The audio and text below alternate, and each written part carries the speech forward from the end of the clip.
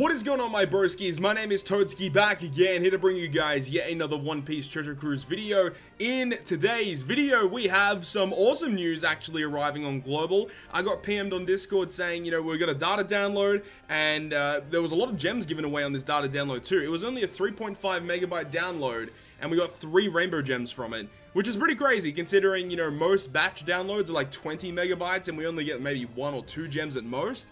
So I don't really understand why we got so many gems from this data download, but the stuff that was actually in this data download was very, very exciting, and something that a lot of the global players who understand what's coming out, this is something they've been waiting for, because these characters that are going to be announced are characters that are going to be good for the upcoming treasure map. And as you can tell by the title and thumbnail, when we go to the Evolve section, I have time traveled. This is going to be arriving on June 5th, 1900 PST time. The Super Evolution of 6 plus Inu Adachi and 6 plus Neko Mamashi. So in this video, I want to go through their abilities and just break it down for you guys so you know what to expect for these characters coming out. Now, this would assume with me, what I would kind of assume from this is that the Treasure Map Sugo Fest is likely starting on June 5th. That's what I would guess. And you can just super evolve them upon the Treasure Map Sugo Fest starting up.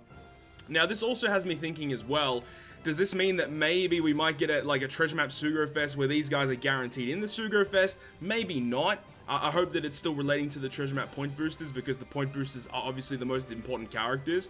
But we'll have to wait and see. We should be getting news about that over the next couple days, maybe in the live stream tomorrow. I'll also be recording my live reaction to the Bandai live stream that's going to be happening as well. So I'll upload that and you guys can see all the information from that. But let's go ahead and get into it, guys. The Super Evolution of 6 plus Inu. This is definitely a long-awaited Super Evolution, because Inu really wasn't used nowadays. He's just kind of an average character, and there really wasn't a use for him. However, they really gave him a nice upgrade this time around. So 6 plus Inu is a strength cerebral slasher, no changes there. His captain effect will boost cerebral characters' attack by 3 times, and when HP is low, boost the chain multiplier growth rate by 1.5 times. This captain effect is actually so much better than his regular version. You guys might not think it's that much of a boost, but it's actually pretty insane the way that it works, right? It's an unconditional 3 times cerebral captain, right?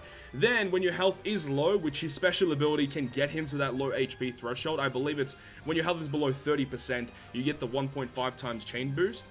And the amount of damage you get from having that chain boost is quite absurd. You get, you know, I wouldn't say it's the same sort of damage as V2 Sanji, but it's similar in the way that he works, where your first hit in the combo chain really doesn't do that much damage, but after every single hit, you just get more and more and more damage as your chain multiplier increases exponentially, and this is going to be awesome for that. So I think at this current point in time, in terms of pure cerebral, this character is the best cerebral character in the game. And yes, don't be saying shit in the comments. I will fix up his sockets before his Super Evolution comes out, prepping him for his evolved state. But yeah, his captain ability is an amazing upgrade.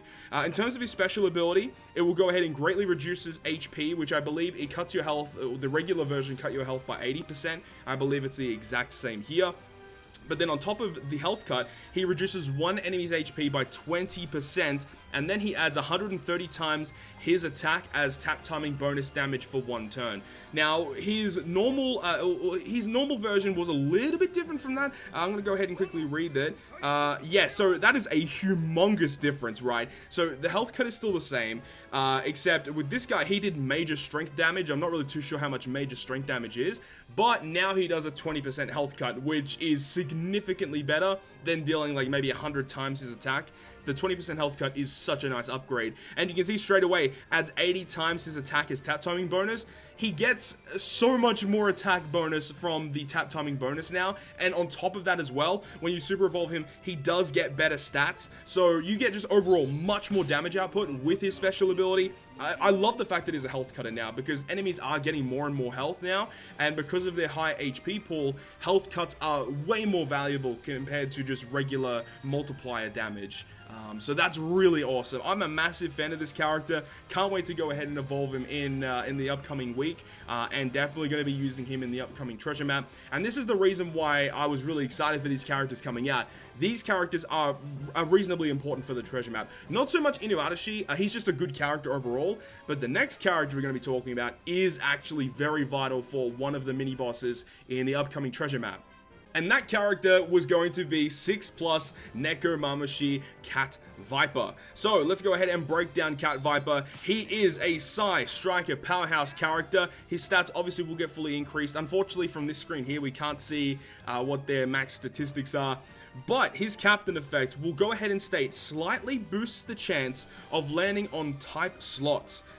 Which is kind of weird. I wish it kind of had the same ability as V2 Boa. If we go ahead and read V2 Boa really quick, V2 Boa's captain effect, it says drastically cuts the chance of landing on recovery and tandem slots.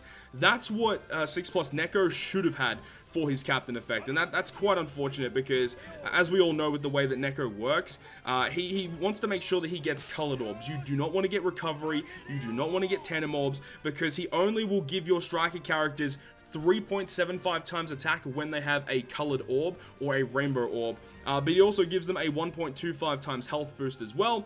So overall, his captain effect really didn't change, like, pretty much at all. The only thing that was the slight change were that first sentence where it says slightly boost the chances of landing on type slots. I'm not really 100% sure on what the percentage chance of you landing on a type slot when you're running double Neko. I would assume that it's going to be, half decent, where, you're not really getting that many recovery and tandem orbs.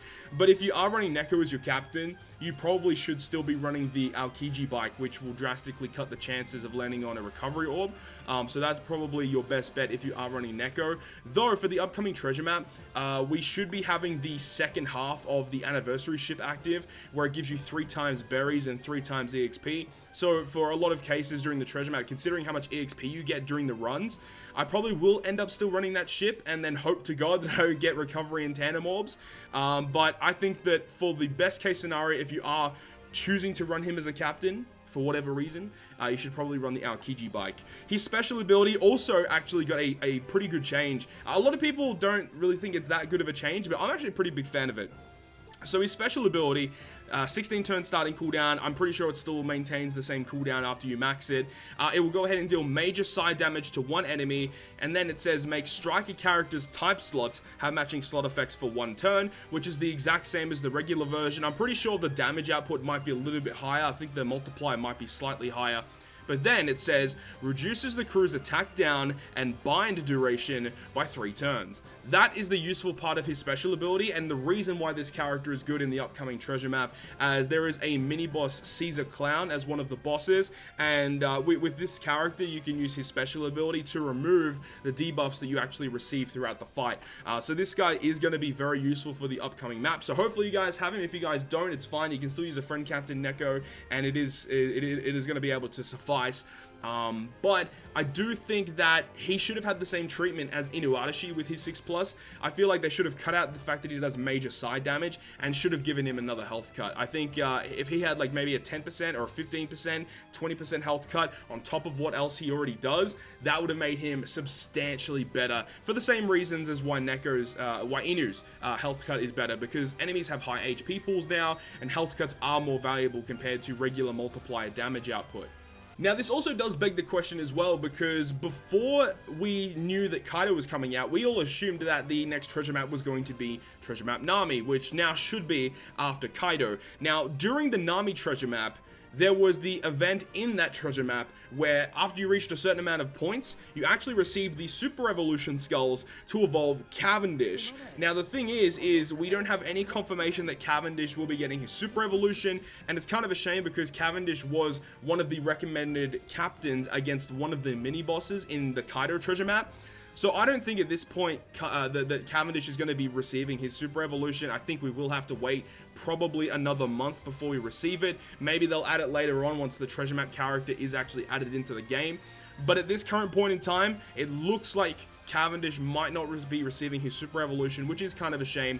His Super Evolution really isn't all that amazing, but it would have been nice for the treasure map specifically. But that's it, guys. That's all the information we have in terms of the 6+ Inu and 6+ Neko. Kind of interesting that they're giving it to us now, but it kind of makes sense with the release of the treasure map and stuff. Hopefully we get more news on the legend Inu and Neko character sometime in the future. That would be awesome to see. But that's going to conclude this video for you guys today. Hopefully you guys did enjoy it, and if you guys did enjoy it, make sure to go ahead and leave a like. And if you want to stay up to date with all the content I post, including more One Piece Treasure Cruise content, make sure to hit the subscribe button down below. But other than that, guys, I'll see you guys within the next video.